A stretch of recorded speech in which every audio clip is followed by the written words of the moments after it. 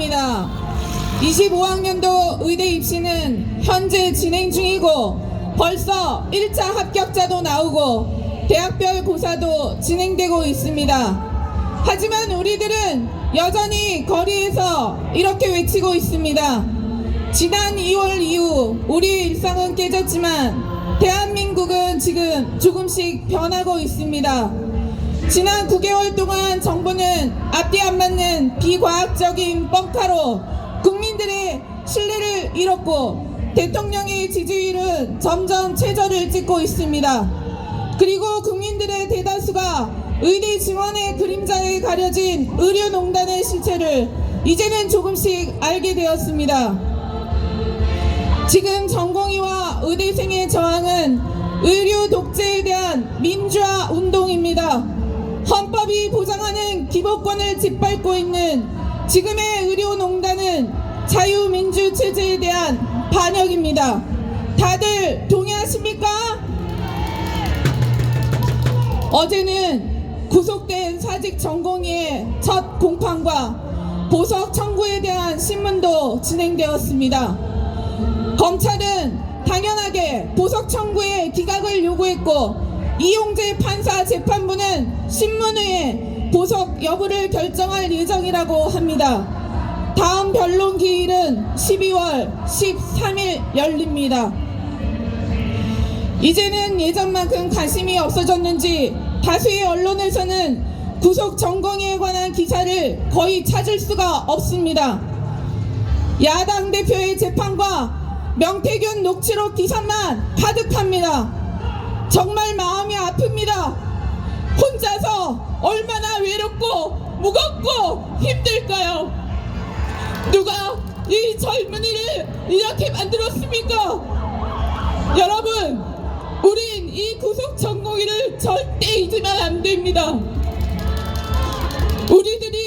우리의 자식들이 어느 날 갑자기 말도 안 되는 법안으로 구속되거나 사법처분을 또 받을 수도 있습니다. 사법부는 각성하라! 대한민국은 입법부, 사법부, 행정부 상권 분립의 민주국가이다. 진짜 스토킹 범죄자를 심판하고 사직 전공의를 당장 석방하라! 현재 서울의 모 의과대학 이야기입니다. 2호학번과 2사학번 동시 수업을 위해서 내년 25학년도에는 두 학번을 섞어서 A반, B반으로 나누어 분반 수업을 하겠다고 의대 교수님들 주최로 학부모 간담회를 몇 주 전 진행했습니다. 2사학번 예과 1학년 의대생 여러분, 학부모 여러분, 이것에 동의하십니까? 교수님들 2배 인원으로 의대 6년 동안 제대로 된 수업 가능하다고 생각하시는 겁니까? 내년에도 의대생들은 정부에 대한 투쟁을 지금처럼 이어간다고 합니다. 의과대학 교수님들 좌시하지 않겠다던 약속 이제는 제발 지키십시오. 제자들은 지금 이렇게 길거리에 나와 있습니다. 교육부 이주호 장관은 25년 의대 정원 조정은 불가라고 합니다. 그러면서 증원의대에 대한 의평원 평가 지표를 줄이라고 일방적인 통보를 하고 있습니다. 이런 통보는 의대 증원이 말도 안 되는 것임을 교육부가 스스로 시인하는 꼴 아닙니까? 평가 항목과 대상을 줄이라고 하는 이유가 무엇입니까? 누구보다 더 많이 열심히 공부만 했고 정말 어렵게 의대에 진학한 의대생들이 제대로 된 의대 교육 받을 수 있도록 해줘야 하는 곳이 바로 교육부입니다. 더 이상 정치질에 놀아나는 교육부가 되지 마십시오. 지금 당장 의대 증원 막지 않는다면 앞으로 최소 10년 동안 우리나라 의료는 더 엉망이 될 겁니다.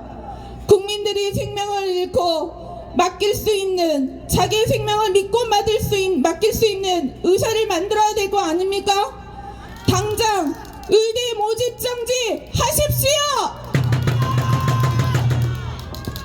25년 의대 모집 정지가 지금 의료농단 해결을 위한 시작이 될 것입니다. 전국의 전공의 의대생 학부모 여러분, 절대로 지치거나 물러서면 안 됩니다. 끝까지 우리는 당당하게 외쳐야 합니다. 행동하는 전공의 의대생, 녹사병 크루들처럼 우리 같이 행동해야 합니다. 같이 행동하지 않으면 이 세상은 변하지 않습니다. 구속 전공의의 석방과 25년 의대 모집 정지와 제대로 된 의료 체계를 다 같이 만들어 봅시다. 의대생, 전공의 여러분, 끝까지 힘내십시오. 이제는 의대생, 전공의 여러분의 시간입니다. 다 같이 구호지창하겠습니다. 부실교육 조장하는 교육부는 국제기준 의평원 입틀막을 중단하라.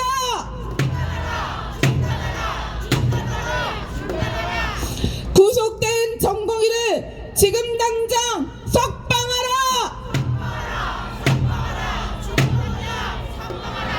사법권력, 국가폭력 지금 즉시 중단하라.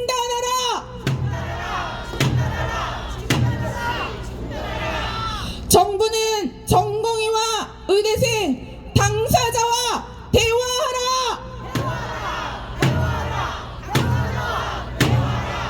25년 의대 모집 정지하면 전공의 의대생이 돌아간다.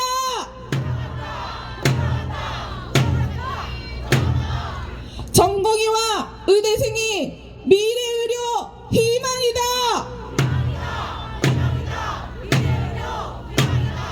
18,000명 의대생의 학습권을 보장하라.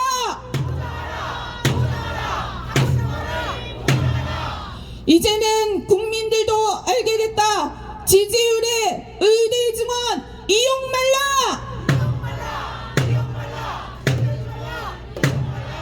유일한 답은 결자 해지뿐이다. 의료농단 대통령이 해결해라.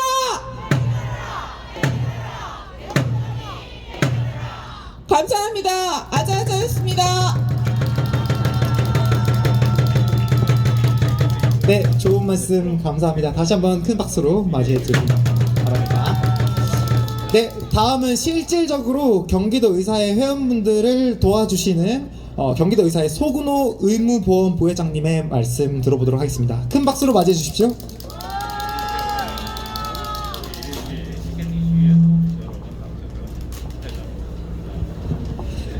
네, 안녕하세요. 네, 경기도의사회 의무보험 부회장 소군호라고 합니다. 반갑습니다. 오늘 나오신 분들이 목소리가 다들 크게 이렇게 하시고 하는데 저는 좀 약간 그런 타입은 아니고, 경기도의사회에서 의무보험 부회장을 하고 있으면서 어떻게 보면 저희 개원한 선배들 실사나 그거에 대비해서 그 내무부 장관인 역할을 하고 있다고 보시면 됩니다. 그래서 또 개원하고 나서도 우리가 정부에서 굉장히 탄압을 많이 해요. 그래서 저희 회원분들이 3, 4년에 한 명꼴로 이렇게 실사를 받다가 자살하는 경우들이 생기고 그렇습니다. 그래서 여러분들이 어떻게 보면 지금 이러한 저희가 실사 대응을 해주고도 있지만 계속 의료는 항상 핍박을 받아왔습니다. 제가 1996년도 졸업인데요. 그때 혹시 무슨 일 일어났었는지 혹시 아시는지 모르겠네요. 의사고시 합격률이 67%이던 해입니다. 제가 그때 4학년이어가지고 4학년 대표를 하고 있었는데 학우들 같이 떨어진 학우들을 또 여기 서울로 데리고 와갖고 비대위를 그때도 만들어서 했던 일이 있었습니다. 저는 이제 그때 홍보부장을 하면서 했었는데 그때는 67% 합격시켰던 이유가 국회의원들이 의대를 계속 신설을 했던 겁니다. 그래서 일종의 의평원에서 저희들 합격률을 떨어뜨린 거예요. 67%로요. 그런데 그때는 뭐냐면 의대를 계속 무분별하게 국회의원들의 그 뭐냐면 지역에 자기가 소속돼 있는 지역에 의대를 만들겠다라고 하면서 했던 일입니다. 지금은 그런 게 아니고 필수 의료가 확실히 많이 흔들리고 있었던 상황이었거든요. 뭐 경기도 내에서도 계속 그 소아과 선생님들이 오픈런 개업하고 문을 폐업하는 일이 많아지면서 그 소아 진료를 보는 환자들이 없거든, 그 의사가 없거든요. 그러면서 저희 경기도의사에 계속 그거 해결에 대해서 회의를 하자라고 하는데 저희가 하는 말이 수가를 현실화시키지 않고는 이걸 해결할 수 있는 방법은 없다. 이 얘기를 계속 해왔습니다. 이런 상황에서 이제 내과가 어떻게 보면 계속 저희가 내과인데요. 내과가 계속 그 지원율이 흔들리기 시작했습니다. 뭐냐면 미달이 나기 시작한 거거든요. 저희가 그러면서 어떻게 보면 각 시도 회장님들이 이렇게 초반에 그 저희들 경기도의사의 회원분들을 위해서 초반에 그 모였었는데요. 회장님들 시군 의사의 회장님들 모였는데 70~80%가 필수과 의료를 맡고 있는 분들이 다 회장님, 부회장님을 하고 있었고 그 선배들은 그때부터 선배들 그분들이 그 필수 의료가 앞으로 흔들릴 거다라는 거, 그래서 현실화를 해주지 않으면 문제가 될 거라는 걸 인지를 하고 있었고 거기서 의사회에서 활동을 하다 보니까 그분들이 회장님이 많이 되신 거죠. 그러다 보니까 어떻게 보면 그 회장을 하고 있고 시군 의사회 회장을 하고 있으면서 그런 문제점에 대해서 알고 있었죠. 저희 경기도 의사회 회장님도 산부인과 필수 과목에 그 필수 의료를 맡고 있는 것 같듯이 그런 식으로 어떻게 보면 필수 의료가 흔들리고 있는 걸 알고 있었고요. 그날 모여서 각 그 시도 의사 회장님들이 그때 의대생들도 있었고 전공의 선생님들도 같이 그 자리에 섰었는데요. 그날 거기서 세 분의 선생님이 눈물을 흘렸습니다. 저도 이 사태가 일어나고 나서 끊었던 술을 한 번 또 마셔봤는데요. 10년을 끊었다가 한 번 마셨는데 그날 엉엉 울었습니다. 울고 그 다음에 억울해서 울었거든요. 억울해서 한국 의료를 어떻게 우리가 지켜왔는데 이렇게 위정자 한 명의 잘못된 위정자가 이런 식으로 망칠 수 있다라는 걸로 눈물이 나서 울었던 기억이 있습니다. 그런데 지금 또 최근에 와서 또 눈물이 납니다. 눈물이 나고 계속 울컥울컥하는 마음이 있는데 지금 술을 또 한 번 마시고 울어 제껴야 될 것 같다는 생각이 드는데 그 이유가 뭐냐면 국민들이 불쌍해서입니다. 이제 우리가 어떻게 보면 그 수시의 합격자가 발표가 되고 이렇게 되면 이제 돌아올 수 없는 강을 건너는데요. 만약에 내년에 정부는 돌아온다라고 생각하고 있지만 제가 볼 때는 결코 돌아가지 않습니다. 이 젊은 세대를 이해를 못하고 있는 거고 결론은 그런 상황이 되면 지금 대학병원들이 지금 운영해가고 있는 체계로 엄청난 적자가 나고 있습니다. 이 적자를 메우려면 결론은 다시 국민 의료보험료는 또 올라가는 사태가 벌어집니다. 제가 볼 때는 저희가 지금까지 지켜왔던 시스템이나 이런 것이 저도 예전에는 우리가 전문의가 너무 많지 않나라는 생각을 했는데 전문의가 많은 게 실제 진단 과정을 굉장히 많이 줄여줬다라는 생각이 듭니다. 그래서 실제 의료비는 더 아껴졌었던 거고 실제 미국은 GP가 많은 나라죠. 전문의를 하는 이유는 병원에 스텝으로 남기 위해서 하는 거지 대부분 사람들이 그냥 GP로 남습니다. 그래서 어떻게 보면 우리의 체계가 지금 봤을 때 저도 그거를 이번 사태가 일어나면서 깨달았었던 거거든요. 그래서 어떻게 보면 지금 윤석열 대통령도 이런 거를 좀 제대로 파악을 해서 다시 원상 복귀를 시켜야 되는데 그러려면 수시 합격자가 발표되기 전 25년도 지금 신입생 모집을 원면 백지화하는 방법밖에 없다라고 생각이 듭니다.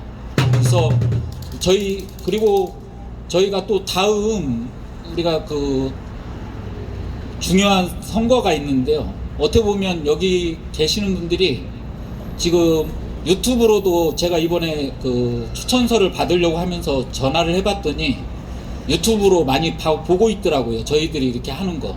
그래서 제가 하는 말이 한 번이라도 여기 나와서 저희 이렇게 우리들끼리 이렇게 얘기를 나누고 여기서 끝나고 나서 또 얘기를 나누고 여기서 내용들을 배우고 이렇게 가야 이게 의식화가 되는 거지, 계속 그냥 각자 도생, 아까 우리 좋은 말씀 해주셨는데 그렇게 각자 도생해가지고 기다리고 있는 거는 전혀 답이 아닙니다.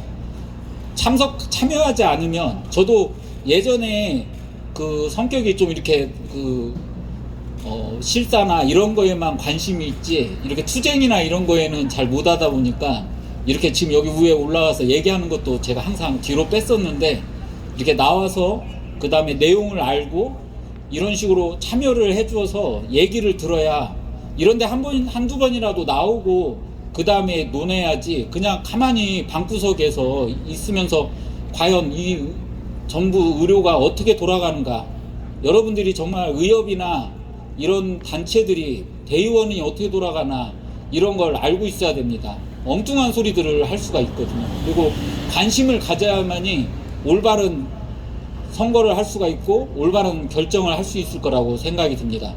예, 그래서 저는 이걸로 얘기를 마치고 그 구호 2개만 하고 들어가도록 하겠습니다. 그 요즘 그 실제 의료에서 우리가 청구대행, 청구대행이라고 해서 환자분들 진료보고 청구를 우리가 해주는 게 실제는 우리가 할 일 아닙니다. 의사들이요.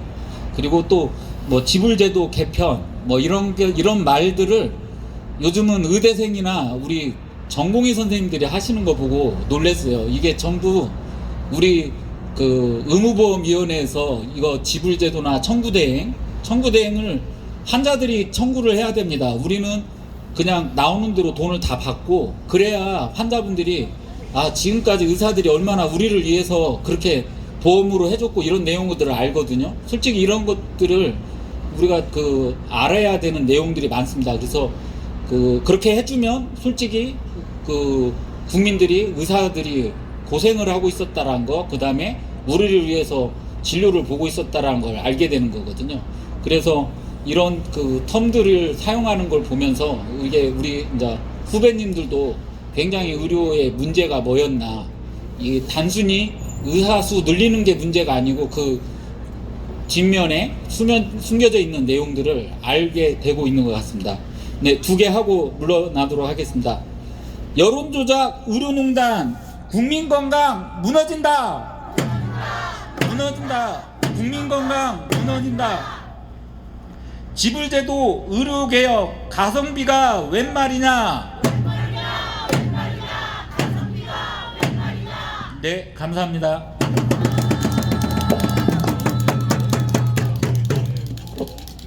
네.